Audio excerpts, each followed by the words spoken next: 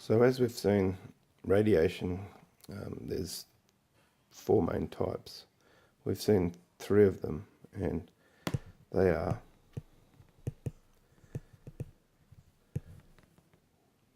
alpha radiation, which is basically a helium nucleus. It has 2 protons and 4 nuclear particles. So that means in the center of helium, we've got 2 protons, and around the outside, we've got 2 electrons. But we also have another 2 particles in here, and that's what this 4 is. It means there are 2 neutrons, so 2 protons and 2 neutrons. That gives us a value of 4. In the periodic table, the helium atom is drawn like this. And this is our atomic number.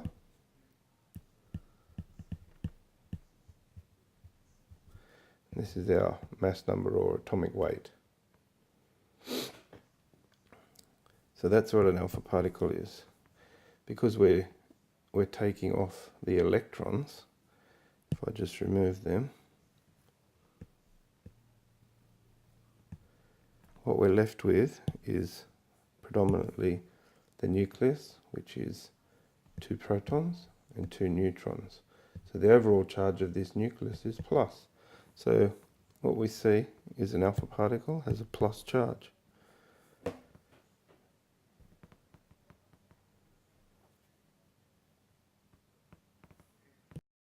The type of radiation is the beta particle, which is basically a high energy electron. We'll see these again later, but it has a minus charge, as an electron would have.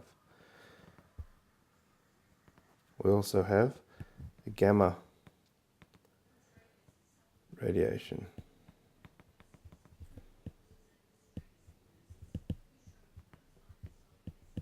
which is a photon, a little bit like a photon of light, but it's much higher frequency, very, very high frequency, and hence much higher energy. And by Planck's equation, we see that the energy is related to the frequency. So gamma radiation has quite a high frequency, much higher than X radiation. Okay, there's also another type of radiation that we can have, and that is an antiparticle for the beta particle. So instead of beta radiation, we call this a positron. And they are basically the same as an electron, but they have a positive charge. This positive charge, when they react with an electron, and we'll see that later, plus our electron gives us a gamma radiation particle. They annihilate each other and they produce gamma rays from both sides. So here's one, here's the other. When they react, annihilation occurs, and out comes a gamma ray, and another photon out the other side. And those photons are at 180 degrees. We'll see that a little bit later. But that's basically the types. We have alpha, beta, gamma, and this new one, positron. And that's used in a type of scanning we're going to see later on. So those types of radiation come from radioactive isotopes. Those radiations themselves are not radioactive. They're the result of a radioactive atom or isotope giving off radiation. So remember, our alpha, beta, gamma, and positron are the types that we get.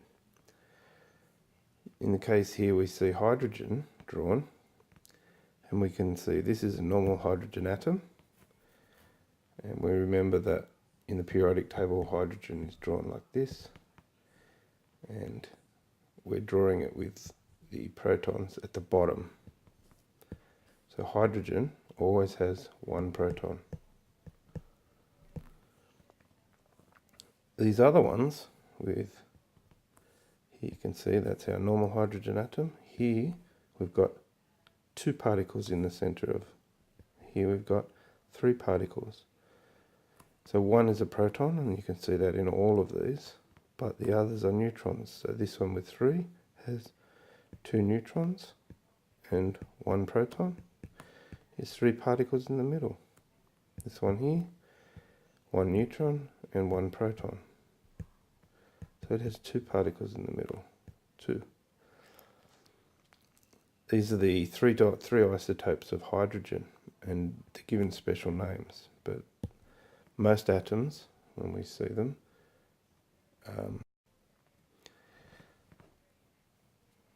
okay, so many of these isotopes are naturally occurring, and some are made artificially in a nuclear reactor or cyclotron, mostly adding neutrons in a nuclear reactor. We also have here a couple of examples that are used quite often. So carbon-14 for dating, iodine-31, phosphorus for bone scans, fluoride-18 in PET scans. That's not your pets, cats and things, it's something else. Technetium as a tracer, a radioactive tracer, gives off gamma rays. And we see these can be used as a diagnostic tool. So rather than trying to avoid radiation, we can sometimes use radiation to make scans and use these safely, relatively safely. The thing we want is something that's not going to last in the body long, so it has a short half-life.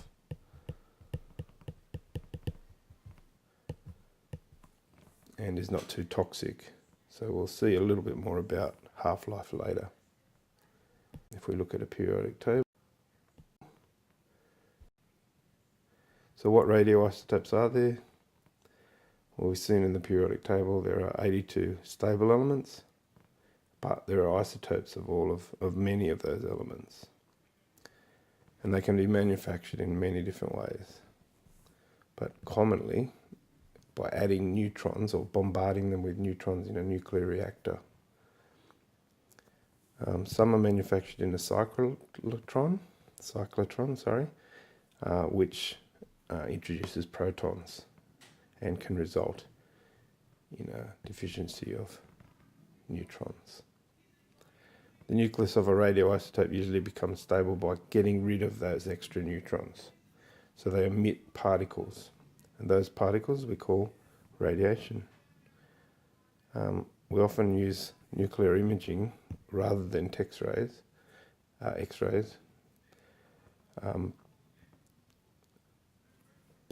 Was the isotopes and their tracing and their particles can be produced. They're often good for looking at soft tissue. Okay, the brain in the case of PET scans. We can see here this bottom number, and these, remember, this is drawn up the other way with protons at the top and molecular mass at the bottom. Molecular weight. Atomic weight, sorry. We have the reason these say calcium.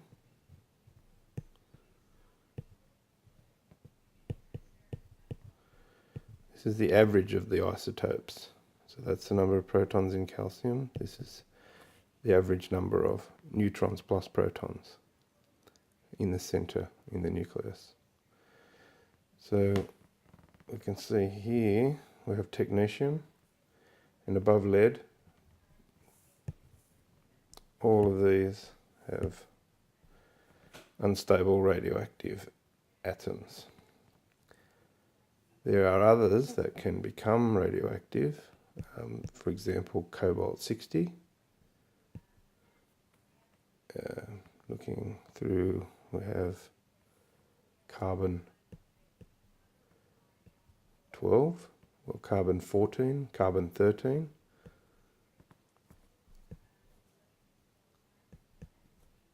Carbon 14 are other isotopes of carbon, so the number is 12.0011.011. So it's an average. Okay, so whether or not an atom is stable depends on this ratio of protons to neutrons. So for the first 30 or so elements, the number of protons is roughly the same as the number of neutrons. So calcium, 2040.1 is roughly 20 protons and 20 neutrons. So it's reasonably stable. If you have too many neutrons or too few, that's when you have issues. So uranium 92 might have 234 or 238. So here you can see there's much more neutrons in uranium than protons. So the ratio of protons to neutrons is more unstable. So isotopes are a variation of an atom with extra neutrons usually, or fewer neutrons. They can become more stable by releasing radiation, either beta, gamma, or alpha radiation. And they can do this, some of these are done by neutrons changing or becoming protons. But we'll look at that a little bit later.